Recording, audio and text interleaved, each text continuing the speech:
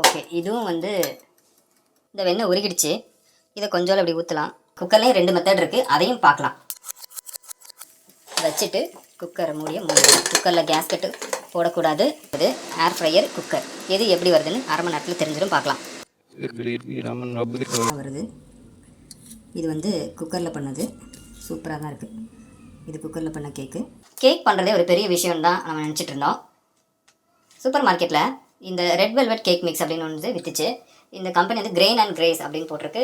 இது வந்து மெயினாக குக்கர்லேயும் பண்ணலாம், இல்லை ஓடிஜிலையும் பண்ணலாம். இப்போ குக்கர் இருக்குது, ஆனால் ஓடிஜி இல்லை, அதனால் ஏர் ஃப்ரையரில் வச்சும் இது எப்படி பண்ணலாம், குக்கரில் வச்சு எப்படி பண்ணலாம், எப்படி வருது, கேக் மாதிரி இருக்கா இல்லை எப்படி இருக்குது அப்படின்றத பார்க்கலாம். இதில் இந்த ஸ்டெப்ஸ் எல்லாம் போட்டிருக்கு, இதைப்படியும் நீங்கள் பண்ணலாம். பட் இந்த ஸ்டெப் இப்போ நம்ம பண்ண போகிறது இதை விட ரொம்ப சிம்பிளாக இருக்கும். ரொம்பவே ஈஸியாக டக்குன்னு உங்களுக்கு ஒரு கேக் வந்துடும். ஏற்கனவே நாங்கள் பண்ணி பார்த்தோம், ரொம்ப நல்லாவே இருந்துச்சு. இதில் 4 ஸ்டெப் இருக்குது மொத்தம். முதல் எப்படி மிக்ஸ் பண்ணுறது, அப்புறம் அதில் ஒரு க்ரீம் போட்டிருக்காங்க, மேலே வந்து இந்த மாதிரி அலங்கார க்ரீம் போட்டிருக்காங்களோ அதுதான் ஒயிட் க்ரீம் போட்டிருக்காங்க. அப்புறம் கேக் தயாரிக்கிறது குக்கரில் வச்சு எப்படி பண்ணலாம், குக்கர்லேயும் 2 மெத்தட் இருக்குது, அதையும் பார்க்கலாம்.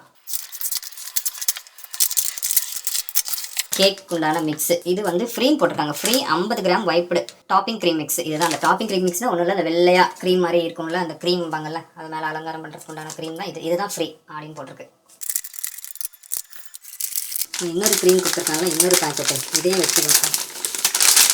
இதில் அந்த வெள்ளை க்ரீம் இருக்குது, இதுதான் அந்த மேலே அலங்காரம் பண்ணக்கூடிய க்ரீம். இதுதான் ஃப்ரீன்னு சொல்லியிருந்தோம். இது கட்ட கடைசி தான் தேவைப்படுது. அதுக்கு முன்னாடி இதுதான் மாவு. இதில் முட்டை சேர்க்கணும். இந்த 2 முட்டை எடுத்துருக்கு.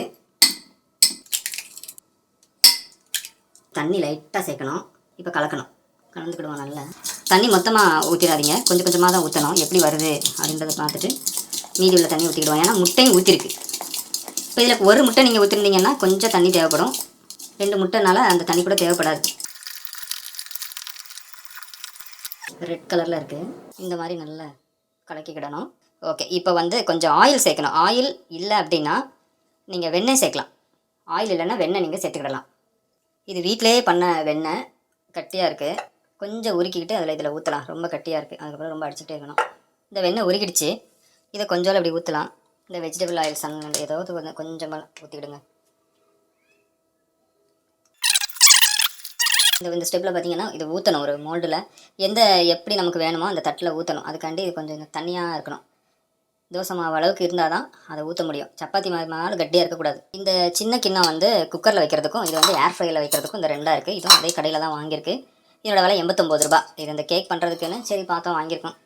இப்போ இது குக்கரில் பண்ணுறதுக்கு முதல்ல கொஞ்சம் வெண்ணெயை தடவலாம் கீழே. ஆனால் இங்கே வெண்ணெயோ இல்லைன்னா எண்ணெயோ ஏதோ ஒன்று கீழே வைக்காத ஒட்டாமல் இருக்கும், அதுக்கு தான் அது. கலந்த எல்லா மாவும் இதில் ஊற்றிக்கிடுங்க. வீட்டில் வந்து கொஞ்சம் டியூட்டி இருந்துச்சு, ஸோ இதையும் கொஞ்சம் போடுவோம்.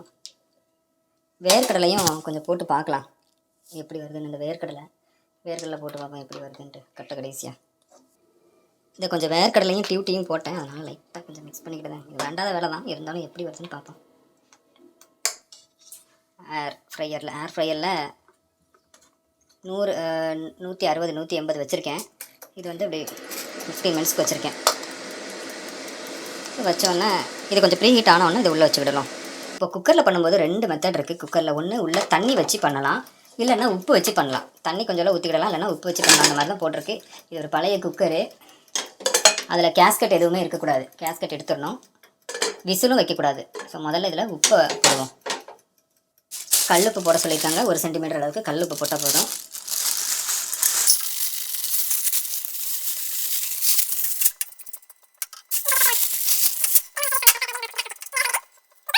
இதுக்கு எடுத்து வச்சுருந்தா அந்த மாவை அப்படியே இதுக்குள்ளே வச்சுருவோம். வச்சுட்டு குக்கரை மூடிடுவோம். குக்கரில் கேஸ்கட்டு போடக்கூடாது, விசிலும் வைக்கக்கூடாது. ரொம்ப பெரிய ஃப்ளேமெல்லாம் இருக்கக்கூடாது. லோ ஃப்ளேமில் வச்சுட்டு விட்டுருங்க ஒரு அரை மணி நேரம் கழிச்சு இது எப்படி இருக்குன்னு பார்க்கலாம். இப்போ வந்து இந்த ஏர் ஃப்ரையரில் பார்க்கலாம். ஏர் ஃப்ரையர் ஓகே, இது இது ஆயிருக்கு. ஆஃப் பண்ணியிருக்கேன் நான். ஏர் ஃப்ரையர் ஏற்கனவே ப்ரீ ஹீட் ஆகிடுச்சு, அதனால் நான் இதை ஓப்பன் பண்ணுவேன். ஓப்பன் பண்ணி இந்த மாதிரி தான் இருக்குது. இது வந்து நான் இதை உள்ளே வைக்கேன். இப்போ பார்த்துட்டிங்கன்னா இங்கே பார்த்தீங்கன்னா இப்படி இருக்கும். உள்ளே வச்சுருக்கேன். இவ்வளோ தான், கொஞ்சம் தான் இருக்குது, அதனால் கொஞ்சமாக. இப்போ இதையும் நான் வந்து உள்ளே வைக்கேன். ஃபுல்லாக உள்ளே பண்ணி டெம்பரேச்சர் 160 180 செட் பண்ணியிருக்கேன். இது வந்து அதே மாதிரி காமன் நேரத்துக்கு போட்டிருக்கு. இப்போ ரெண்டுமே அட் டயத்தில் ஆகுது. ஏர் ஃப்ரையர், குக்கர் எது எப்படி வருதுன்னு அரை மணி நேரத்தில் தெரிஞ்சிடும். பார்க்கலாம். இந்த ரெண்டும் ஆகிக்கிட்டே இருக்கிற நேரத்தில் அந்த கடைசியில் ஒரு க்ரீம் வச்சு கலக்கணும்ல, அதை இப்போ பண்ணிடலாம். இங்கே பார்த்தீங்கன்னா அந்த க்ரீம், அந்த பவுடரு, அதை நான் இதில் கொட்டிக்கிடுதேன். இப்போ இதில் வந்து தண்ணி சேர்த்து கலக்கக்கூடாது, இல்லை பால் சேர்த்து கலக்கணும். பால் இருந்துச்சுன்னா போதும். அதுக்கு நான் வந்து இந்த அமுல் பால் யூஸ் பண்ணுவேன். அமுல் இது டோண்டு மில்க் தான். இதுக்கு ஒன்றும் சூடுலாம் பண்ண வேண்டாம், இப்படியே இருக்கும். நீங்கள் வீட்டில் சாதா பால் இருந்ததுன்னு கூட நீங்கள் அதை வச்சு யூஸ் பண்ணிக்கிடலாம். இப்போ அதை ஊற்றி கலக்கணும். ஒரு ஸ்பூன் மாதிரி எடுத்துக்கிடுங்க. எடுத்துகிட்டு அதை நம்ம கலக்கலாம்.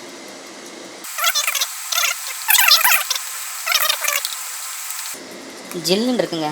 கை என்னென்ன சேர்த்துருக்காங்களோ தெரில, சில்லுன்னு இருக்குது. இங்கே பாருங்கள், தண்ணியே வருது இதில். அவ்வளோ குளிர்ச்சியாக இருக்குது இதில். பால் சேர்த்தோன்னா ரொம்பவே சில்லுன்னு ஆகிடுச்சு இந்த க்ரீமு. ஓகே, ஒரு 10 நிமிஷம் ஆயிருக்கு. எப்படி இருக்குன்னு பார்க்கலாம். ஓகே, இது பன்னு மாதிரி ஆகிக்கிட்டு இருக்கு. ஏர் ஃப்ரையரில் இதுவும் அப்படியே புஷ்ஷுன்னு ஆகிக்கிட்டு இருக்கு. ஆகட்டும். இதுவும் வேகலைங்க, எதுவுமே வேகலை. இன்னும் அது கரெக்டான பதத்துக்கு வரல. உள்ளே குச்சி விட்டு எடுத்துட்டு இதில் ஒட்டுது. வச்சு அரை மணி நேரம் ஆயிடுச்சு. இது வந்து இந்த அளவுக்கு வந்திருக்கு. பார்த்தா தெரியும். குத்தி பார்க்கும்போது எதுவுமே ஒட்டலை. நீங்கள் பார்த்தீங்கன்னா எதுவுமே ஒட்டலை. ஸோ இது பெர்ஃபெக்டாக வந்திருக்கு. ஓகே, இப்போ குக்கரை பார்க்கலாம். பன்னு மாதிரி புஷ்ஷுன்னு இருக்குது பாருங்கள். உள்ளே உப்பும் கொஞ்சம் கலர் மாறி இருக்குது. ஓகே, இதுவும் வந்து ஒட்டலை. ஸோ இதுவும் வெந்திருக்கு. இதுவும் நல்லபடியாக பேக் ஆகிருக்கு. இந்த பாருங்கள், இது கலர் மாறி இருக்குது.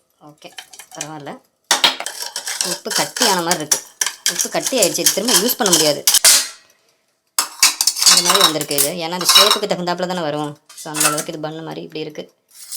அந்த வெண்ணெய் ஊற்றாமல் இருக்கிறனால, கீழே முதல்ல அடியில் ஊற்றாமல் இருக்கிறனால இந்த மாதிரி ஒட்டிக்கிடுது. அதில் ஊற்றினோம், நல்லபடியாக இருந்துச்சு. இதில் ஊற்றலை, அதனால் வந்து இப்படி இருக்கலாம். சரி,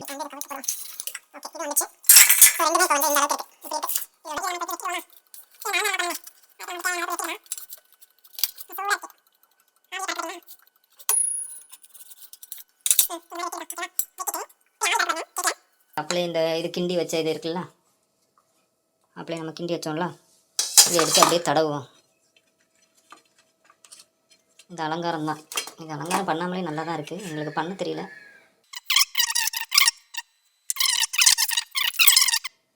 உள் பக்கம் அந்த கடலை வச்சுருந்தாலும் அந்த கடலை எப்படி இருக்குன்னு பார்ப்போமா? இந்த பாருங்கள், அந்த கடலை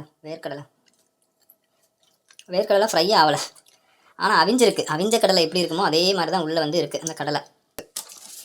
red velvet cake mix use பண்ண ஒரு கேக்கு இந்த மாதிரி வந்திருக்கு.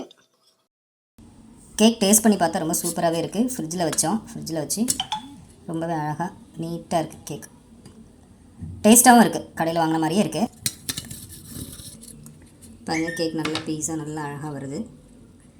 இது வந்து குக்கரில் பண்ணது. சூப்பராக தான் இருக்குது. இது குக்கரில் பண்ண கேக்கு. இது வந்து ஏர் ஃப்ரையரில் பண்ண கேக். இதுவும் நீட்டாக அழகாக இருக்குது. ஸோ இதையும் நீங்கள் வந்து வாங்கி பண்ணி பாருங்கள். ரொம்ப சிம்பிளாகவே இருக்குது.